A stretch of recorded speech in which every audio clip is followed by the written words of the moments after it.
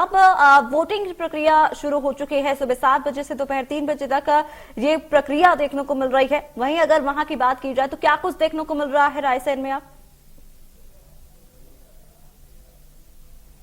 बिल्कुल, मैं आपको बताना चाहूंगा, सोनाली की पंचायत त्रिस्तरीय पंचायत चुनाव के दौरान रायसेन जिले के 2 जनपद पंचायतों में चुनाव वोटिंग प्रक्रिया जारी है। पहली सिलवानी की तस्वीर हम सुबह दिखा चुके हैं। इसके बाद हम पहुंचे हैं बाड़ी जनपद पंचायत में, जहां पर आप देख सकते हैं इस समय हम महेश्वर पंचायत में मौजूद हैं। यहां पर अगर वोटरों की बात करते हैं तो 531 यहाँ पर मतदाता है, जिसमें 290 पुरुष मतदाता है तो वहीं 240 के करीब महिला मतदाता है। लेकिन अगर यहाँ व्यवस्थाओं की बात करें तो यहाँ भी व्यवस्थाएं जीरो नजर आ रही है। ना यहाँ इतनी तेज गर्मी में ना यहाँ किसी प्रकार का पानी की व्यवस्था की गई है, ना यहाँ पर किसी प्रकार का कोई टेंट लगाया गया है। तो बात वही हो गई कि इतनी तेज गर्मी में भी यहाँ पर महिलाएं हैं चाहे पुरुष हैं वो लाइन लगे हुए हैं, लेकिन छाए में जाने के लिए वो कतार तोड़कर इकट्ठे होकर झुंड के रूप में खड़े हैं। लेकिन उनको यहाँ पर किसी प्रकार की व्यवस्था, यहाँ पर सुविधा उपलब्ध नहीं कराई गई है।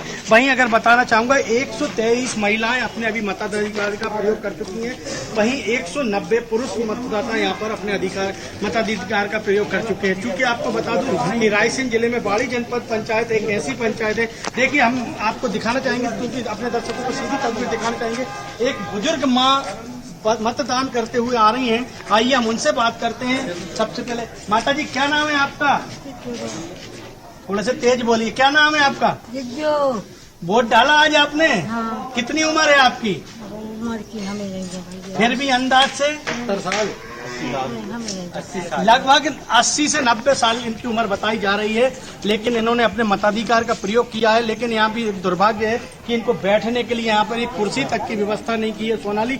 लेकिन बस बात वहीं आ गई है कि मतदाता परेशान है, मत का प्रयोग करने आया है, तो क्योंकि उसको अपने मताधिकार का प्रयोग करना है इसलिए वो तो वोट डालेगा। लेकिन जिम्मेदारों की जिम्मेदारी भी बनती थी कि यहाँ भी एक टेंट लगाया जाता, बुजुर्ग मतदाता जो आते हैं उनके लिए कुर्सियों की व्यवस्था भी होना थी और ठंडे पानी की व्यवस्था भी यहाँ होना थी। लेकिन दुर्भाग्य है कि यहाँ पर ये सारी चीजें की किसी प्रकार की सुविधा यहाँ पर उपलब्ध नहीं है। लेकिन बस बात है तो सिर्फ ये है कि शांतिपूर्ण मतदान कराने के लिए लोग यहाँ पर बिल्कुल कटिबद्ध है, प्रतिबद्ध है और शांतिपूर्ण मतदान कराने के लिए आप देख सकते हैं कि लोग यहाँ आ रहे हैं।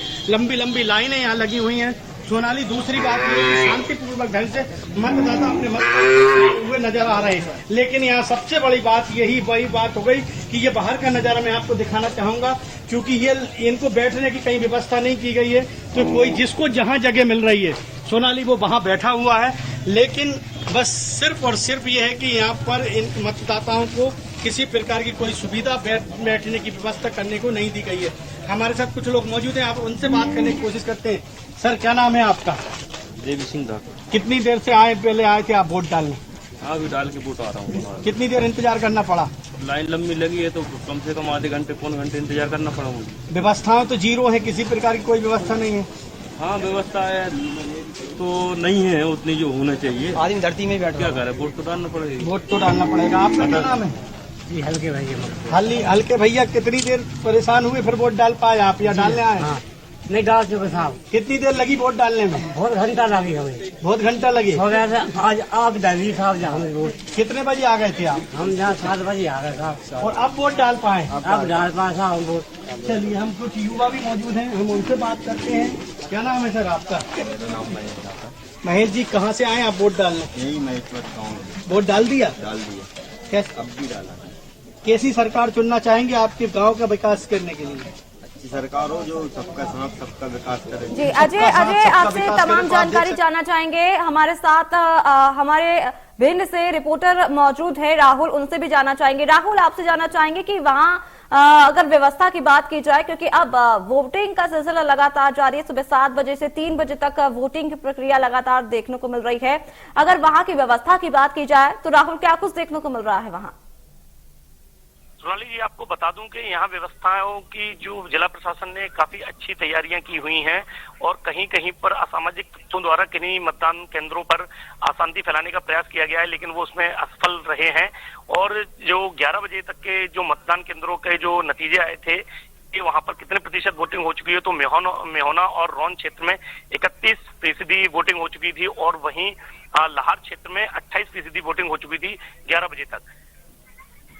जी राहुल, आपसे व्यवस्था की बात जानना चाह रहे हैं कि व्यवस्था की अगर बात की जाए तो क्या कुछ देखने को मिल रहा है, सुरक्षा के लिहाज से क्या कुछ देखने को मिल रहा है, वहां पुलिस प्रशासन मुस्तैद है या नहीं है, उसके बारे में भी जरा बताएं। पुलिस प्रशासन की मुस्तैदी हर मतदान केंद्र पर है। नहीं, जहां मध्य प्रदेश निर्वाचन आयोग के द्वारा भिंड जिले में कुछ चिन्हित मतदान केंद्रों को संवेदनशील और अति संवेदनशील श्रेणी में रखा गया था, जिस पर जहां जाने पर देखा गया कि वहां पर पुलिस की मुस्तैदी पूरी तरीके से बनी हुई है और किसी भी प्रकार की कोई अशांति का माहौल नहीं देखा गया है। वहीं पर सुरक्षा के कड़े इंतजामों के साथ लोग अपने मतदाता अपने मत का प्रयोग कर रहे हैं और भयमुक्त एक चुनाव देखने को मिल रहा है। जी अजय, आपसे जानना चाहेंगे, जिस तरीके से अभी आपने अव्यवस्था के बारे में बताया, जहां एक तरफ कहा जा रहा था कि व्यवस्था पूरी तरीके से देखरेख की जा रही है, व्यवस्था पूरी तरीके से मतदाताओं के लिए की गई है, लेकिन जिस तरीके से अभी आपने वहां के लोगों से भी जाना है कि अव्यवस्था पूरी देखने को मिल रही है, इस भीषण गर्मी में लोगों को बैठने तक की जगह नहीं देखने को मिल रही है, तो इसके पीछे क्या बड़ी वजह देखने को मिल रही है? क्या आपकी कुछ बड़े अधिकारियों से बातचीत हुई है इसको लेकर? देखिए, हमने सिलवानी की जब आपको सुबह लाइव रिपोर्ट दिखाई थी तो उसमें भी हमने कहा था कि जिम्मेदार अपनी जिम्मेदारी से पर्दा भागते नजर आ रहे हैं, क्योंकि हमारे पास उस समय जिस टाइम में हमारा सिलवानी के ग्राम मानपुर खमरिया से जब लाइव कवरेज चला था तो सीओ आई थी जनपद रश्मि चौहान, जब उनसे पूछा था कि कैंपर में पानी भी नहीं है तो वो आनंद फानंद में फोटो खींचकर डाला गया था ग्रुप पे और उस पर कार्रवाई की बात उन्होंने की थी। अगर वही बात हम यहाँ दोहराते हैं कि हम सिलवानी के बाद पहुंचे हैं बाड़ी जनपद के ग्राम महेश्वर में, तो यहाँ भी स्थिति वही है, एक ढाल के तीन पात। यहाँ बैठने की ना तो व्यवस्था है, ना बुजुर्गों के लिए कुर्सी की व्यवस्था है, लेकिन जिम्मेदार अपनी जिम्मेदारी से अगर बात करेंगे तो पर्दा डालते नजर आएंगे। वहीं यहाँ पर हमारे साथ कुछ लोग हैं, उनकी कुछ शिकायत है, उनकी कुछ पीड़ा है, आइए हम सबसे पहले उनसे जानते हैं क्या कहना चाहेंगे आप। बसंत सिंह, निवासी महेश्वर, प्रेमलता सोनी खाकर सरपंच प्रत्याशी का अभिकर्ता हूँ। मेरे प्रत्याशी के खिलाफ सत्तारूढ़ पार्टी। आप अपनी परेशानी बताइए। मेरी परेशानी ये है कि साहब जहाँ फर्जीवाड़ा हो रहा है कोई कार्रवाई नहीं हो रही, फर्जी दस्तखत करके एजेंट बनाए जा रहे हैं और एक बार नहीं दो बार फर्जी, उसका फार्म भी जमा करवा दिया लेकिन केस अभी कोई अधिकारी आया आप उसने आपसे कलेक्टर साहब आए थे, मैंने पीटासीन तक शिकायत करी, कलेक्टर तक। तो देख सकते हैं इनकी शिकायत ये है कि फर्जी साइन किए जा रहे हैं। वही एक बुजुर्ग दादा मौजूद है। सर, आपने वोट डाला? 3 घंटा लगे। इन्होंने वोट डाला, कितनी देर लगी आपको वोट डाले? 3 घंटा। हम तो पढ़े लिखे कम जाना कितनी देर लगी। चलिए भाई हम आगे बढ़ते हैं। दादा, आपने वोट डाला? डल गई? कोई परेशानी हुई? 2 घंटे लगे। तो आप देख सकते हैं परेशानी की बात आलम यही है कि यहाँ पर व्यवस्थाएं किसी प्रकार की नहीं है, ना पीने की। मध्य प्रदेश, छत्तीसगढ़ की हर खबर सीधे आपके मोबाइल फोन पर। अभी सब्सक्राइब करें हमारा चैनल और पाएं पल पल की खबर।